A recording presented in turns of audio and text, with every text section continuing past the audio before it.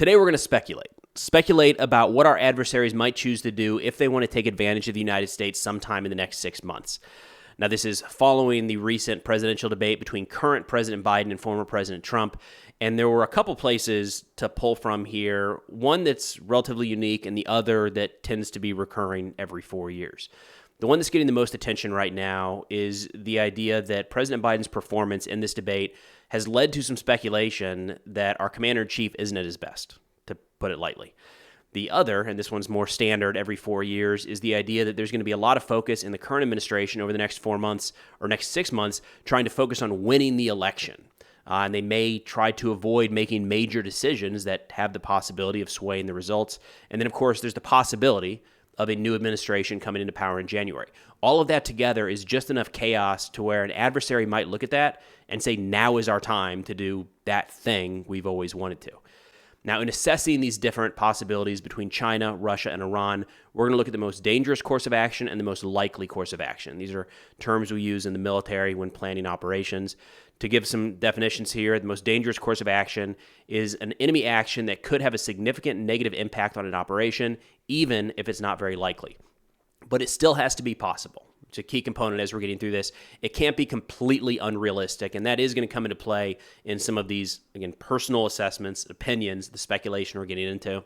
The most likely, then, is, shocker, the most likely course of action that an enemy is going to take to achieve whatever their desired outcome might be. Not a lot behind that one. Now, this video is going to be very focused kind of internationally, externally, looking at our adversaries, but to bring it home for a minute, I want to show you my new self-defense tool that we have here in the house. This is a shockwave torch. So this thing, of course, you've got the flashlight, works pretty well, but then you flip the switch down and how about that? Didn't see that coming, right? So that is 2 amps, 9,000 volts that could drop anybody coming into your home that is uninvited.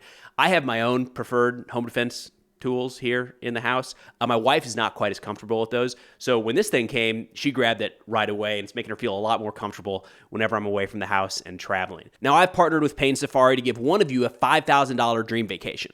All you have to do to enter that sweepstakes is to click on the link in the description below, purchase your shockwave torch during the month of July, and then fingers crossed. And let me know if you win, because that'd be super cool. $5,000 makes for a pretty interesting vacation. And then, of course, you've got your new home defense tool as well. All right, so starting with China, we have to think that the most likely course of action that they would take sometime in the next 6 months is ramping up their gray zone measures, especially in and around Taiwan. Now, gray zone measures, according to RAND, are coercive Chinese government geopolitical, economic, military, and cyber and information operations beyond regular diplomatic and economic activities, but below the use of kinetic military force. So the whole idea here is it's something to exert power without crossing that threshold into something that could trigger a backlash or open up a broader conflict with the United States or others. These are incredibly challenging to push back against, right? Because the United States, Taiwan, or any of Taiwan's allies are not going to respond with military force when China does something less than military action. So it's a gray zone that honestly China's been taking advantage of for quite a while. Just this past week, there were multiple Chinese aircraft that entered Taiwan's air defense identification zone. That's nothing new. So the most likely course of action from China, likely ramping that up to areas, to levels that we haven't seen in quite a while. The most dangerous course of action, I'm predicting, from China over the next 6 months would be a military intervention to take control of Taiwan. Now, this is a serious undertaking, right? We've talked about this in previous videos. It's not entirely clear that China actually has the military capability to be able to pull this off in the first place, but there has been increasing talk from President Xi wanting to pull Taiwan directly under Chinese control sometime by 2027. So in a sense, as we're walking through all this, put yourself in his shoes. So maybe he views the next few months as the right time to go. You know, the U.S. is already pretty heavily leveraged and involved in supporting Ukraine. Israel's war in Gaza isn't going to end anytime soon. And in fact, you know, we've got the Houthis down in Yemen kind of continuing to pull U.S. forces into that region. So he could potentially, Xi, wait for all of these things to end and possibly a new president to come into office, or he could go now, sometime in the next 6 months, even if they're not 100% ready. So if Xi views his biggest challenge to taking Taiwan to be the response from the United States and our allies, it's not unreasonable that he could view the next 6 months as the best time he's had in a long time to carry out that strike.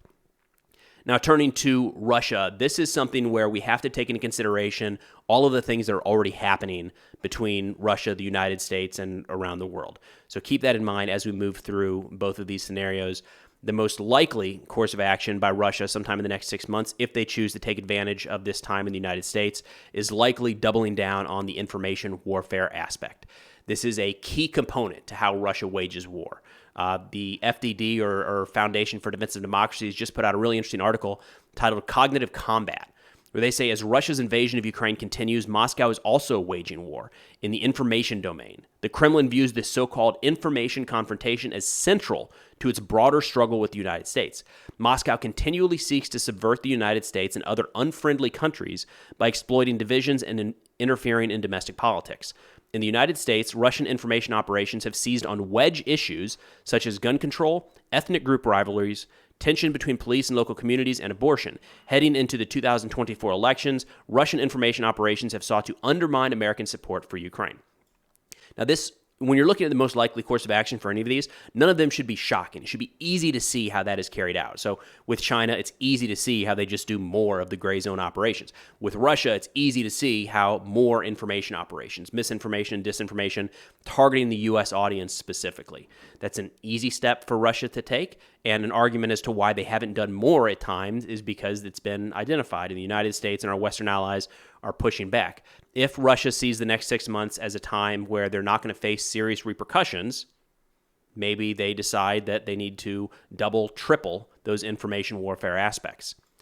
Now, the Russia most deadly course of action that I view as being possible the next 6 months is that they decide to strike U.S. or NATO aircraft over the Black Sea.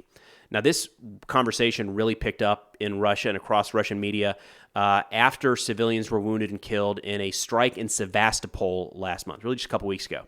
So the information around that strike has generally stopped. I'm not getting anything new. But what it looks like is that Ukraine fired an ATACMS Army Tactical Missile System, a U.S.-provided weapon.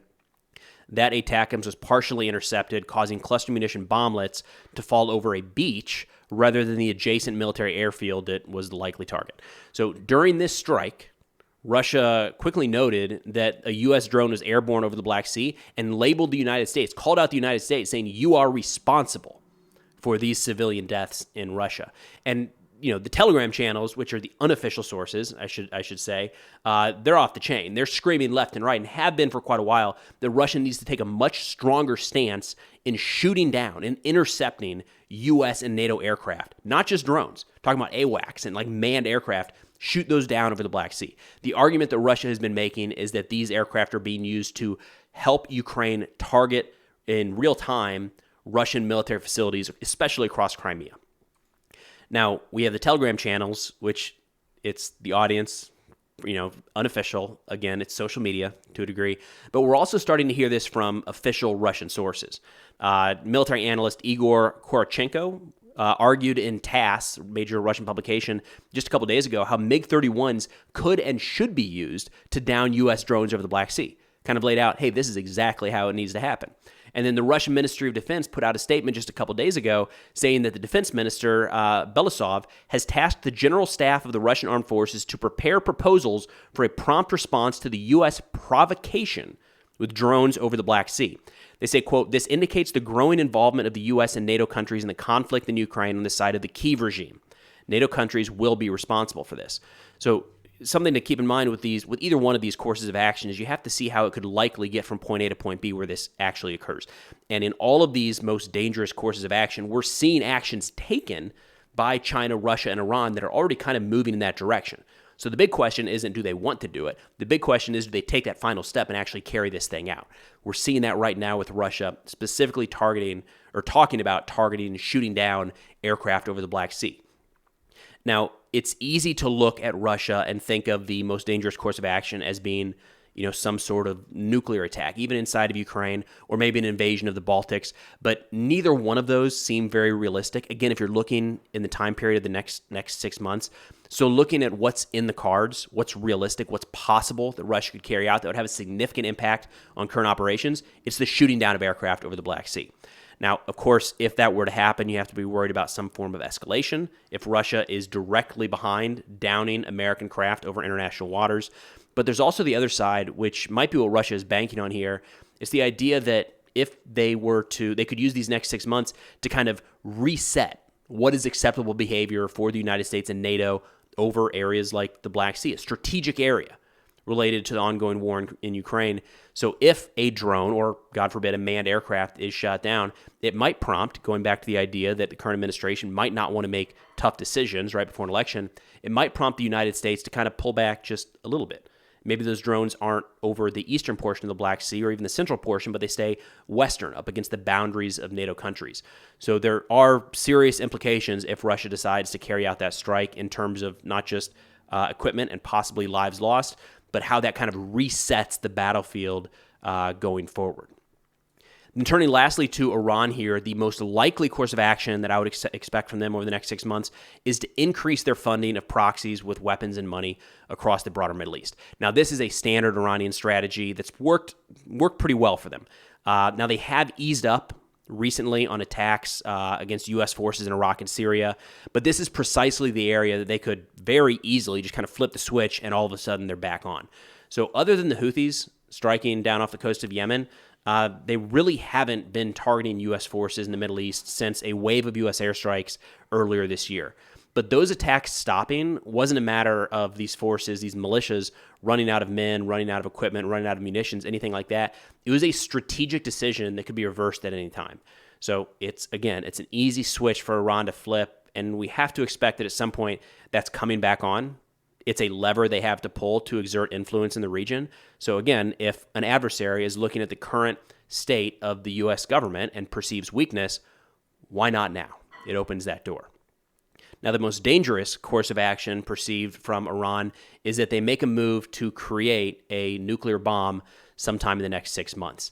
Again, looking at these most dangerous courses of action, these are all things that are already kind of in the works. And looking at a New York Times report from just about a week ago, June 27th, they said, with the rest of the world distracted by wars in Gaza and Ukraine, Iran has moved closer than ever to the ability to produce several nuclear weapons, dramatically bolstering the speed at which it can produce nuclear fuel in recent weeks inside a facility buried so deep that it is all but impervious to bunker-busting bombs. They say the sharp technological upgrade goes hand in hand with another worrisome change. For the first time, some members of Iran's ruling elite are dropping the country's decades-old insistence that its nuclear program is entirely for peaceful purposes. Instead, they are publicly beginning to embrace the logic of possessing the bomb, arguing that recent missile exchanges with Israel underscore the need for a far more powerful deterrent. So again, put yourself in the shoes of these various countries. Try as best we can. It's very hard. For me as well, to try to view this from the perspective of China, Russia, or Iran. From Iran's point of view, they just had this, historic missile exchange with Israel. If they perceive right now that there is a period of U.S. weakness, that we might not respond even in the same way that we would have just 6-12 months ago, maybe they take this opportunity to move forward with the bomb. Now, I do want to stress that we're getting into some of this nuclear conversation that's a little bit over my head, so I'm going to have to defer entirely to the experts in terms of what is weapons grade, how long it takes them to get there, and so forth. But continuing on with this New York Times assessment, they say independent estimates based on production statistics from the International Atomic Energy Agency, which has limited access to Iran's facilities, the country has now enriched uranium at 60% purity, which can be converted to a bomb-grade fuel in days or weeks to make at least 3 weapons.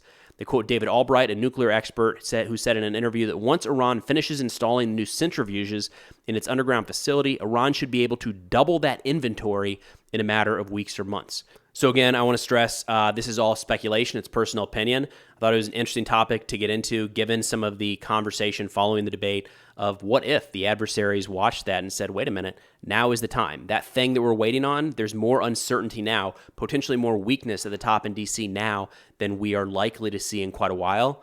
Send it, right? Go for Taiwan. Build that bomb. Start shooting down U.S. aircraft over the Black Sea. We'll keep an eye on this. I hope none of those come true, of course. But interesting topic to get into, to kind of think about as a lot of this plays out. But that's all I got for now. Remember to check out the link in the description for your chance at winning a $5,000 dream vacation. We've also got our Substack linked in the description below. I'll put some articles there relevant to the topics at hand here. But thanks for watching, and I'll see y'all next time.